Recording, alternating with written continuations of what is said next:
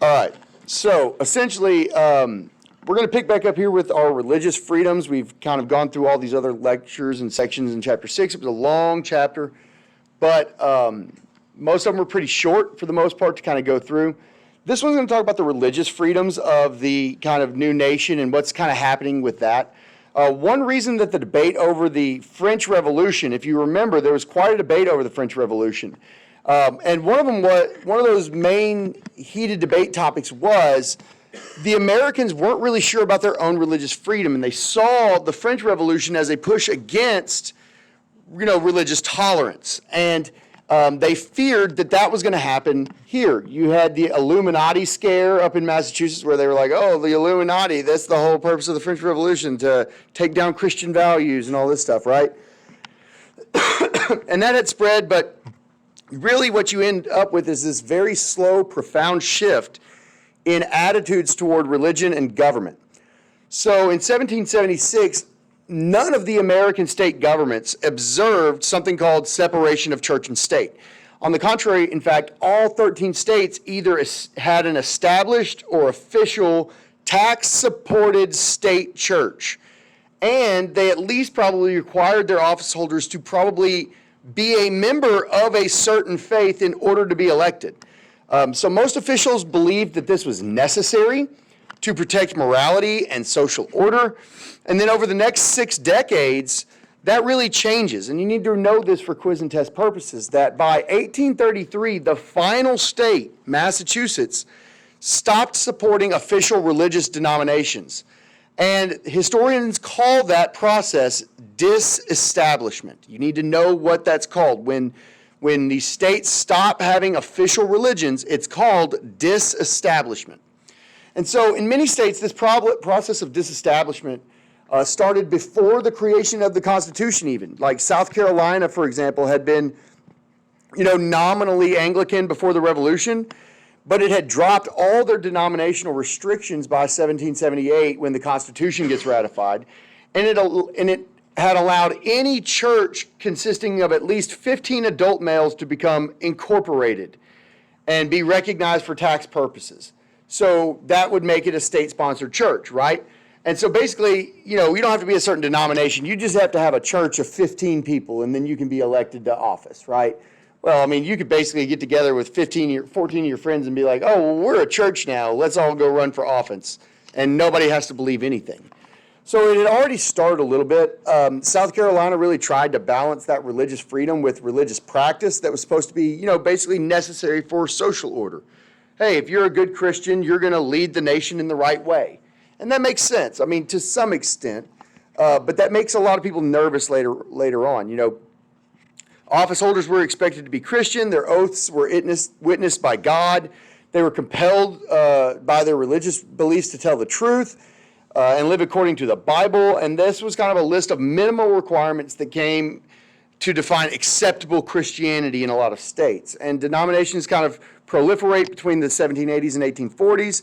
And more Christians kind of fall out of this definition of state-sponsored religion. South Carolina really continued this general establishment law until like 1790, and the constitutional revision removes it, and other religious restrictions get taken away as well. Other states, though, continue to support established churches well into the 1800s. The federal Constitution did not actually prevent this. There is nothing written anywhere. There is nothing that says that you must have separation of church and state. That is not a truth. People will say that. What about separation of church and state? And if anyone ever says that to you, you ask them, where's that written? And they'll go, oh, it's in the Constitution. And you'll go, no, you're stupid, and that's why I'm not going to listen to you. So just understand that that's not written anywhere. It just becomes something that people start to kind of practice. And so the Religious Freedom Clause of the Bill of Rights, limits the federal government from establishing it in a little bit. That the government should not establish a religion. That's the whole freedom of religion. But there is nothing that says that state governments can't do that. Still today, there is nothing that says state governments cannot do that, technically written down. So, it's not, like I said, 1833 that the Supreme Court basically says, hey, Massachusetts, you probably shouldn't support just one congressional church. And a lot of political leaders, including Thomas Jefferson and James Madison, they favored disestablishment because they see the relationship between church and state as a tool of oppression. That if you have to subscribe to a certain ideology to be a member of the government, that you're really being oppressed, that you're not allowing for other ideas to come in and change. At the federal level, delegates to the Constitutional Convention of 1787 agreed that the national government should not have an official religion, and then the First Amendment is ratified to guarantee religious liberty. And again, that limits federal establishment, but state governments could still do that. The federal government, for example, supports Native American missionaries and congressional chaplains even today. All the way even well into the 19th century, debate rages over whether the Postal Service should operate on Sundays and whether Christians could act as witnesses in federal courts because of the separation of church and state at the federal level. They continue to struggle to understand what it means for Congress not to establish a religion. And that debate has continued even to today. All right, so that kind of brings us to an end of that section. Now, the last section here is going to deal with the election of 1800, which is really going to be a turning point in the American history. Because it's in this election that we end up with a guy named Thomas Jefferson. Now, we talked about the Alien Sedition Act. Those acts that basically said we can kick you out for any reason. If you talk bad about the government, we can arrest you. Those expire in 1800 and 1801. And they had been really kind of ineffective at suppressing dissent against the government. In fact, they probably spurred more dissent against the government because people didn't want the government to tell them what they could or could not say. And so by 1800, John Adams had lost the confidence of most Americans, and they really let him know it. By 1798, for instance, he had issued this idea, like George Washington had a National Thanksgiving Proclamation. And instead of enjoying this day of celebration, Adam and his family had to actually flee Washington because he's like, oh, this is a day of Thanksgiving. And people are like, dude, you're a jerk. And they have to flee Washington to Philadelphia because people start protesting outside the White House. Like, they're over John Adams. His very prickly independence had put him at odds with Alexander Hamilton as well, who was actually the leader of his party. And Hamilton doesn't offer him very much support when he runs for office. So after 4 years in office, John Adams, people basically hate him. And the Republicans defeat John Adams in a very bitter and complicated presidential race. One Federalist newspaper actually predicts that, the Republicans are going to win and that it would fill America with murder, robbery, rape, adultery, and incest. Now, you think, they said, if we don't win, if the Republican wins, people are going to be getting raped in the street. That's how, this is a bad, and then on the other hand, a Republican newspaper fleeing sexual slurs against Adams. He says he has neither the force and firmness of a man, nor the gentle and sensibility of a woman. So basically they're saying he's not a man, but he's not nice enough to be a woman. He's like a she-boy. Like they're in the newspaper talking about the president, it's throwing down.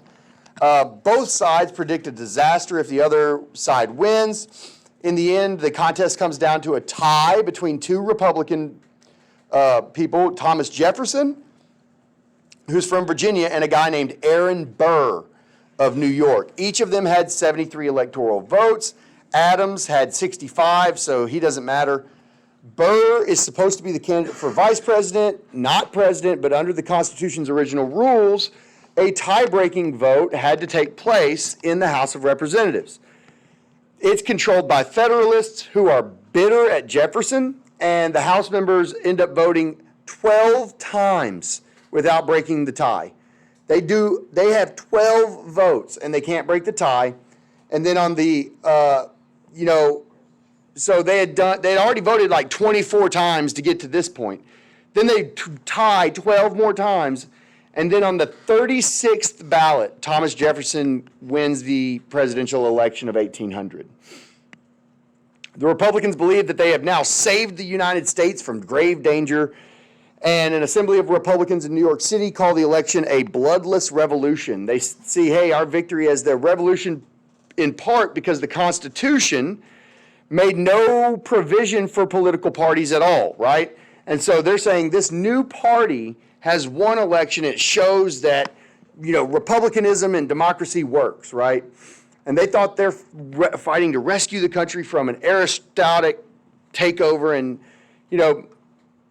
in his first inaugural address, Thomas Jefferson offers kind of an olive branch to the Federalists. He pledges, hey, I'm going to follow the will of the people, but, obviously I get elected, so obviously they agree with me, but I get that there's a lot of people who don't, and I think we should respect their rights as well. He sets an important precedent, right? And Adams accepts his defeat. He leaves the White House peacefully, and Jefferson comes in, and you have another peaceful transition of power, this time between two people who greatly disagreed. And so Jefferson says, that the Revolution of 1800 did for American principles what the Revolution of 1776 had done for its structure. And the revolution was accomplished not by the sword, but by the rational and peaceful instrument of reform. And so 4 years later, when the 12th Amendment changes the rules for presidential elections, it shows that everything is kind of working how it's supposed to. Now, despite the idea of Adams and Jefferson's trying to tame political politics or political parties, the tension between federal power and the liberties of the states and individuals really gets tense. Jefferson's administration attempts to decrease federal influence. You have the Chief Justice John Marshall, who was appointed by Adams. He actually says, no, we're going to increase the authority of the Supreme Court and the federal powers. And this really kind of comes to a head in a case called Marbury versus Madison. And this is one of those cases that if you get out of U.S. history and don't understand Marbury versus Madison, you have failed, okay? The Marbury case seems pretty insignificant. Basically, John Adams knows he's lost the presidency, right? And so Thomas Jefferson is about to get sworn in as president, but John Adams says, hey, on my last night as president, I'm going to put as many people in positions of power that I can. Because remember, they disagreed fundamentally about what the government should do. So John Adams says, I'm going to install a bunch of federal judges. I'm going to install some prosecutors and some DAs that are going to do things the way I think they should do them, not the way Jefferson. So I'm just going to install all these people and make it really hard for Jefferson to do what he wants to do as president. And he does it the night before Jefferson takes the oath of office. Well, the next day Jefferson takes the oath of office. He's got this list of letters that are supposed to be delivered to these people that get appointed. Adams signed them. As the president, he appointed these people and says, hey, send these letters out tomorrow so that they know that they have the position. Well, Jefferson gets there and he goes, all of these people disagree with me. I'm not sending these out. I refuse. In fact, you may have been hired yesterday, but I'm firing you today. You will never occupy these roles. And one of those people was a guy named William Marbury. And William Marbury sues the federal government and says, you can't fire me, I just got the job. Now, okay, seems straight up. Here's the thing though. John Marshall, who's the Supreme Court, takes this very benign case and changes the Constitution with it forever. He says, hey, you're right, Thomas Jefferson. You can fire them. You don't have to let them take over. But just so you know, the Supreme Court from here on out has the power to decide whether laws passed by Congress and by the president are constitutional. From here on out, we are going to establish something called judicial review. Okay? Marbury versus Madison establishes judicial review. And that basically says, if the Supreme Court thinks that a law that Congress passes democratically, the way it's supposed to, isn't constitutional, they can say veto, essentially. That's major. It's a very long-lasting blow to the Republican agenda because the Supreme Court basically takes this idea of judicial review, and then in 1810, 7 years later, they have a court case come to them. And the court case has to do with a state law. And they then say, hey, we can rule state laws unconstitutional too. So not just congressional federal laws. If a state makes a law, you can appeal it to us and we can say the state's not allowed to do that. This is a major concept in all of American politics, and it's established by Marbury versus Madison. Jefferson is very angry about this, very angry. He feels like the Supreme Court has basically just spit on the Constitution and taken way more power than they were supposed to have, and he really gets upset, but there's nothing he can really do about it. So that's going to bring us to the end here of chapter 6. You have a conclusion, which is basically the debates that take place during these early years shape American landscape. Federal government can now tax and wage war and make laws, but also allowed for there to be dispute between these ideas. Not everybody agreed with the Constitution, but it gave national unity to everyone. And for every celebration of America, there were certainly those who disagreed. And this served as a reminder of how fragile and special the country truly was and is.